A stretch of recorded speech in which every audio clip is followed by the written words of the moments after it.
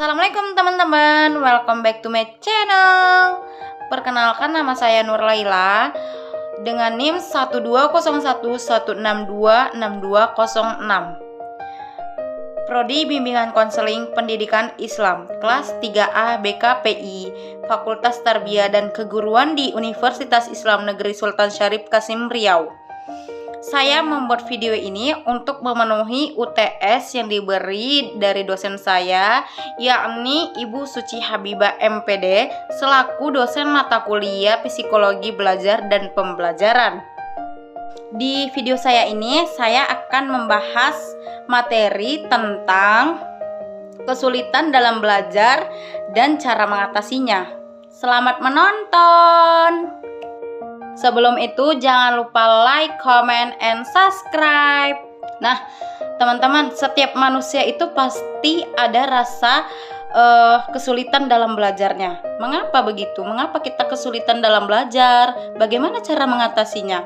Menurut para ahli, kesulitan belajar itu adalah, Sunarta mengatakan, kesulitan dalam belajar adalah kesulitan yang dialami oleh siswa dalam kegiatan belajarnya, sehingga berakibat prestasi belajarnya semakin turun dan perubahan tingkah laku yang terjadi tidak sesuai dengan partisipasi yang diperoleh sebagaimana teman-teman sekelasnya. Menurut Haryanto, dia juga mengatakan kesulitan belajar adalah hambatan, gangguan belajar pada anak dan remaja yang ditandai oleh adanya kesengajaan yang signifikan antara taraf inteligensi dan kemampuan akademik yang seharusnya dicapai. Jadi, kesulitan dapat diartikan sebagai suatu keadaan yang sukar, sedangkan belajar adalah suatu proses perubahan tingkah laku seseorang dari tidak tahu menjadi tahu, dari yang tidak bisa menjadi bisa, dan berdasarkan dua pengertian itu dapat disimpulkan bahwa kesulitan belajar adalah gangguan yang dialami oleh seseorang terhadap proses belajarnya karena beberapa faktor yang mempengaruhinya sehingga berakibat pada prestasi belajarnya.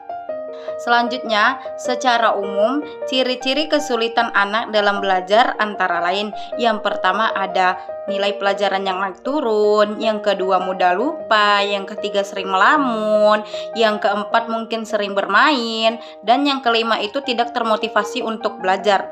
Nah, faktor-faktor yang mempengaruhi kesulitan belajar pada anak ada dua faktor. Yang pertama, faktor internal. Faktor internal itu dalam belajar tentu juga mengalami kesulitan yang disebabkan faktor internal, faktor dari dalam diri sendiri yang berasal dari gangguan fisik maupun psikis. Tentunya faktor tersebut antara lain kesehatan jasmani, timbulnya perasaan yang negatif, kemampuan intelektual, kematangan belajar, dan usia. Nah, yang kedua ada faktor eksternal.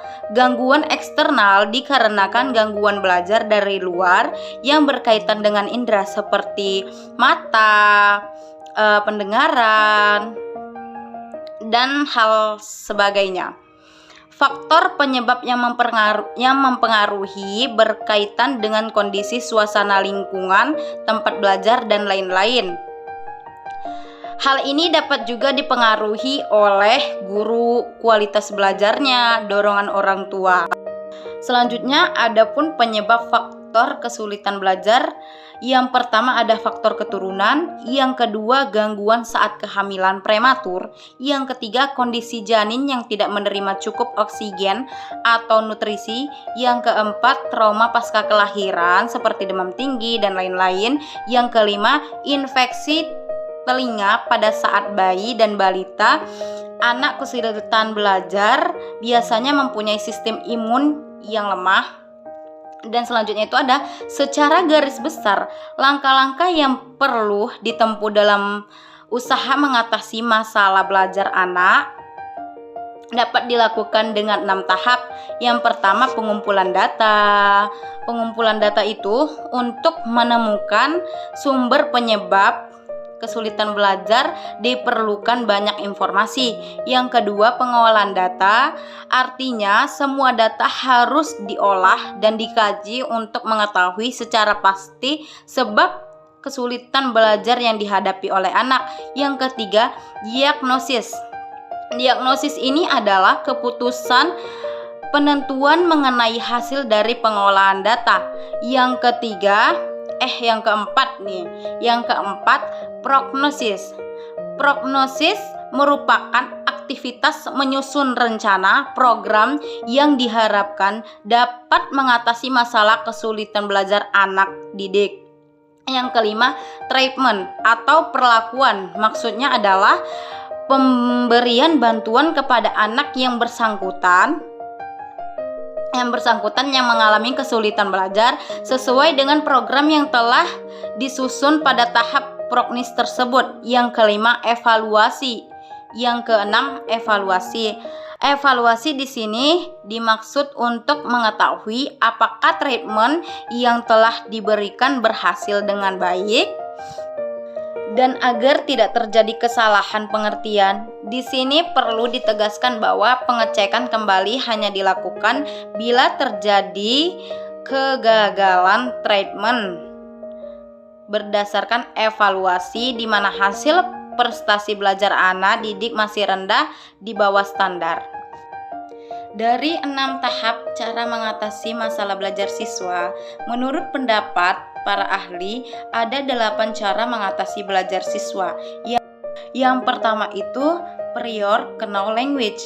Prior know language ini sangat bermanfaat sehingga siswa dapat mudah menerima materi baru. Contohnya, sebelum guru menjelaskan materi tersebut, alangkah baiknya guru tersebut memberi tugas kepada siswa untuk membaca materi tersebut. Yang kedua, selalu evaluasi. Nah, di sini guru akan lebih dapat melihat anak murid tersebut sejauh mana semakin hari semakin mundur atau semakin maju. Dan jika semakin mundur atau semakin maju, dia akan lebih tahu langkah-langkah apa yang akan diambilnya selanjutnya kepada siswa tersebut.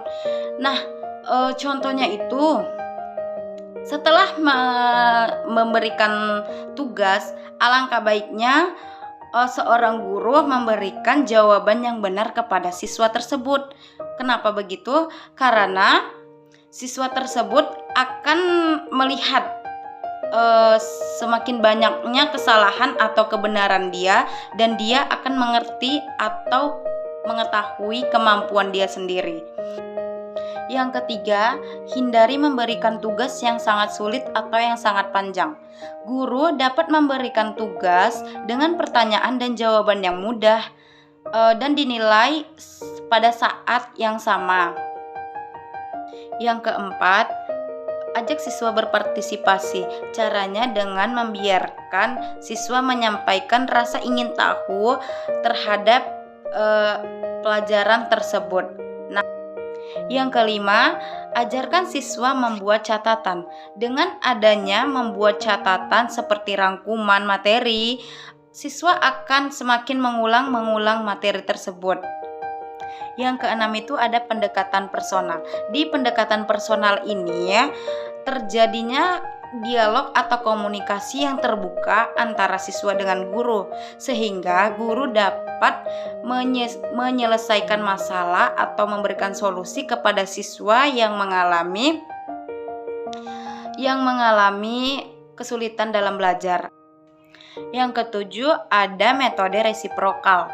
Metode resiprokal ini diharapkan dapat meningkatkan pendekatan guru dengan siswanya. Nah, yang kedelapan itu ada membentuk kelompok belajar siswa.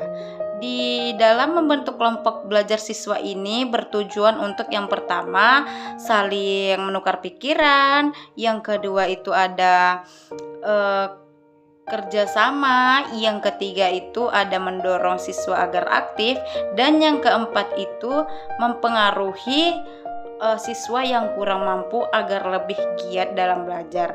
Nah, itu tadi 8 cara mengatasi masalah siswa dalam belajar menurut para ahli. Sekian penjelasan dari saya tentang kesulitan belajar bagi siswa. Semoga bermanfaat bagi Anda yang sudah menonton, dan jangan lupa subscribe, comment, and like. See you next time di video selanjutnya. Wassalamualaikum warahmatullahi wabarakatuh. Syukran kasiran.